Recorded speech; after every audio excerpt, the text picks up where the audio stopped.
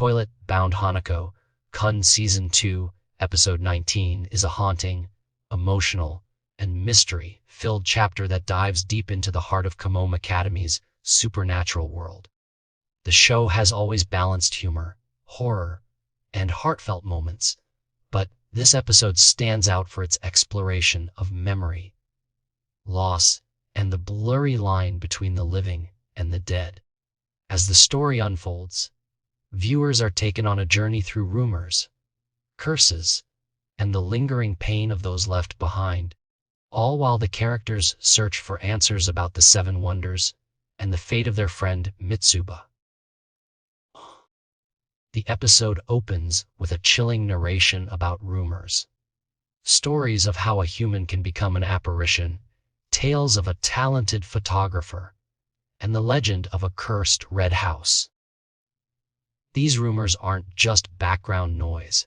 They're the foundation of Kamome Academy's supernatural ecosystem.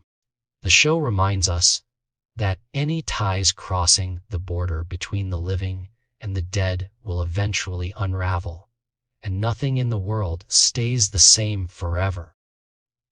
This sets the tone for an episode that's all about change, loss, and the desperate hope to hold on to what matters. Ku Minamoto and Nin Yashiro meet in Ku's room, where Ku brings up the topic of apparitions disappearing and the uncertainty of what comes next. Ku's real concern, though, is about Hanako. He asks Nin what she would do if she saw Hanako again, forcing her to confront her feelings and the reality that Hanako is an evil spirit who has killed people.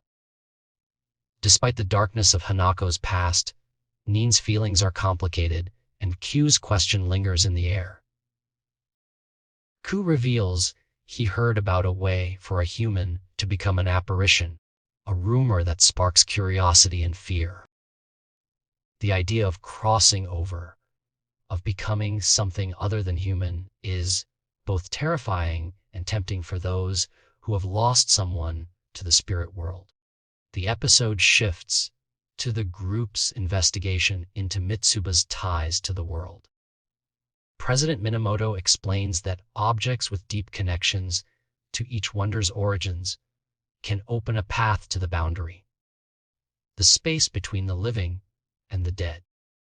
Even though the worlds are split, the Seven Wonders are powerful enough that their ties can never be completely severed. The group decides to split up and search for these objects, hoping to find a way to reach the boundary and perhaps bring Mitsuba back.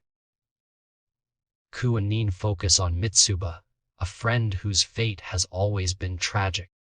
Ko explains that the current Mitsuba isn't technically Mitsuba Susuke, but a new apparition created from part of Mitsuba's core. Sakasa, a mischievous spirit, manipulated a regular ghost and used Mitsuba's essence to create a new being, one who looks and acts like Mitsuba, but isn't truly the same person. This raises painful questions about identity and memory. Is Mitsuba really gone? Or does something of him remain in the apparition? Ku's confusion and sadness are palpable, and the group decides to visit all the places Mitsuba had strong ties to, starting with his old teacher and clubmates. The investigation leads them to Mitsuba's grave, and then to his home, where they meet Mitsuba's mother. She's warm and welcoming, grateful to finally have friends of her son over. The scenes in Mitsuba's home are filled with bittersweet nostalgia as his mother shares stories about his school life, his talent for photography, and his quirky personality. Mitsuba was a mouthy kid, calling Nin Daikon Senpai, and his mom Nurse Violence, but he was also considerate and talented, winning a prize for his photography and caring about his mother's happiness. The group looks through Mitsuba's photos, noticing that he rarely took pictures of people, preferring sparrows, dogs, the sky, and plants. Only a few photos of his mom remain, hinting at a quiet, private boy who struggled to connect with others. The episode's emotional core is Mitsuba's mother's story about the last day she saw her son. He made curry for her birthday, but forgot the potatoes, leaving a note that he'd be right back. He never returned, and the pain of that loss is still fresh. The group listens quietly, realizing that Mitsuba is truly gone, and the hope of bringing him back is fading. Mitsuba's mother offers to show them his room, where most of his photos are kept, and the group continues their search for clues. As they look through Mitsuba's photos, they find a mysterious image, a picture of the infamous Red House. The Red House is a cursed location in town, the site of a grisly family suicide 50 years ago. Since then, misfortune has plagued anyone who lives there, with residents developing mental and physical abnormalities, dying by suicide, going missing, or suffering freak accidents. Attempts to demolish the house have failed, as workers involved in the project have died or disappeared. The Red House stands as a symbol of unresolved pain and supernatural danger, and the group realizes that Mitsuba's photo might be a key to reaching the boundary. Minamoto warns the group not to go near the Red House, as its curse remains even after the severance between worlds. Anyone who enters risks death, and the group promises to stay away. But fate has other plans, and Ku and Nin find themselves wandering through town, eventually arriving at the Red House by accident. The odds of this happening seem impossibly low, suggesting that supernatural forces are at work. Standing outside the Red House, Ku and Nin hear the sound of a child crying. They try to convince themselves it's just a cat, but the fear is real. No child would ever go into the cursed house, and the rumors about its dangers are enough to keep most people away. The episode uses newspaper headlines and rumors to highlight the darkness surrounding the Red House. Children found dead, parents in tears, and students too afraid to help. The sense of guilt and helplessness is overwhelming, and Ku and Nin must decide whether to risk their lives to help. Unable to ignore the cries, Ku and Nin enter the Red House, determined to save whoever is inside. The tension rises as they explore the abandoned building, calling out for the child and warning them of the danger.